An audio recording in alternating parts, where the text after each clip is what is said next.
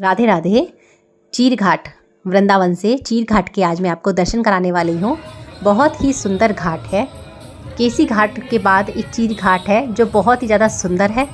वृंदावन पूरा का पूरा घाट के आसपास ही बसा हुआ है। यमुना मैया के किनारे बसा हुआ है वृंदावन, और वहीं पे हैं बहुत सारे अद्भुत मंदिर।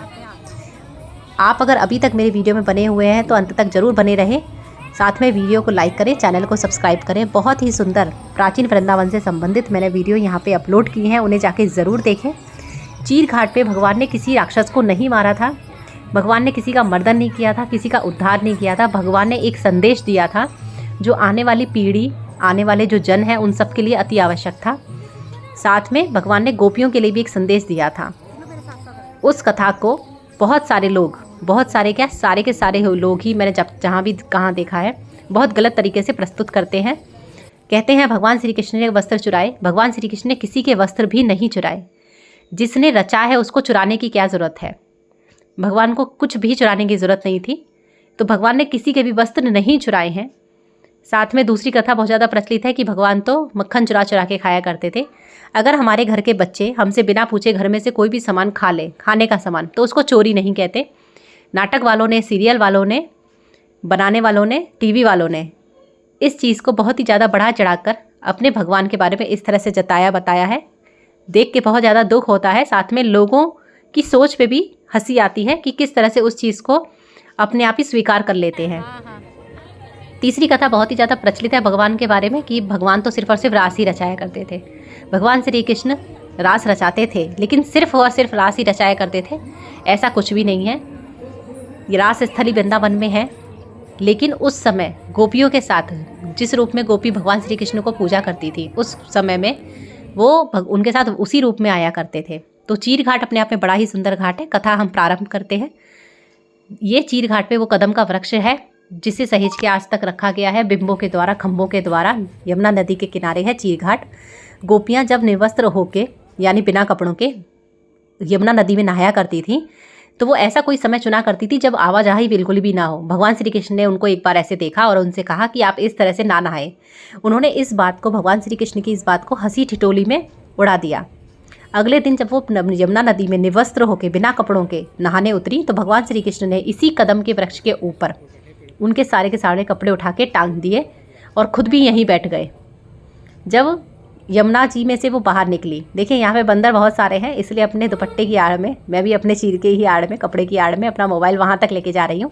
यहाँ पे बहुत सुंदर सी एक भगवान जी की मूर्ति पेड़ पे लगाई गई है, बिठाई गई है, सिर्फ लोगों को ये भाव आ सके कि भगवान पेड़ पे बैठे हैं। पहले ऐसी कोई मूर्ति यहाँ पे नहीं थी, बाद में ये बिठाई गई है लोगों के भाव को देख के। तो बहुत ही सुंदर बाल रूप के भगवान जी यहाँ पे बिठाए गए हैं। तो गोपियों ने जब ये देखा कि उनके कपड़े वहाँ पे नहीं हैं, तो उन्होंने भगवान श्री कृष्ण से आग्रह किया कि आप हमारे कपड़े लेके ऊपर क्यों गए। भगवान ने कहा कि मैंने तुम्हें कल भी कहा था कि निवस्त्र होके पानी के अंदर नहीं नहाना चाहिए। इस पर वो फिर से हंस दी और बोली, अच्छा क्या होता है निवस्त्र नहाने से। भगवान श्री कृष्ण ने कहा, पानी वरुण देवता है, तो वरुण देवता का आप सबसे पहले आपने अपमान किया। कपड़े उतारे, आपने भूमि का अपमान किया। पेड़ पौधे जिनमें जान होती है उन्होंने भी आपको देखा, तो आपने उनका भी अपमान किया। ये अचल चीज़ें हैं लेकिन जीवित हैं। साथ में कितने सारे पशु पक्षी, कीड़े मकोड़े, उन सब ने आपको निवस्त्र देखा। हवा ने आपको देखा, आकाश ने आपको देखा, धरती ने आपको देखा। इतना सुनते ही जो गोपियाँ थीं उनको अपनी इस भूल का एहसास हुआ। उन्हें लगा कि ये बात तो बिल्कुल सत्य है कि यमुना मैया का उन्होंने अपमान किया, पेड़ों का अपमान किया। निर्वस्त्र होकर बिना कपड़ों के उन्हें स्नान नहीं करना चाहिए, और इस तरह से यमुना मैया के अंदर तो बिल्कुल ही नहीं। तुरंत ही उन्होंने अपनी भूल स्वीकार की और भगवान श्री कृष्ण से क्षमा मांगी। अब आप ये बताइए, भगवान श्री कृष्ण उन्हीं के सामने, कदम के पेड़ पे उनके सामने उनके कपड़े लटका दिए थे, तो इसमें चोरी कहाँ से आती है। किस तरह की बातों को तोड़ा मरोड़ा जाता है, ये मुझे समझ में अभी तक नहीं आया।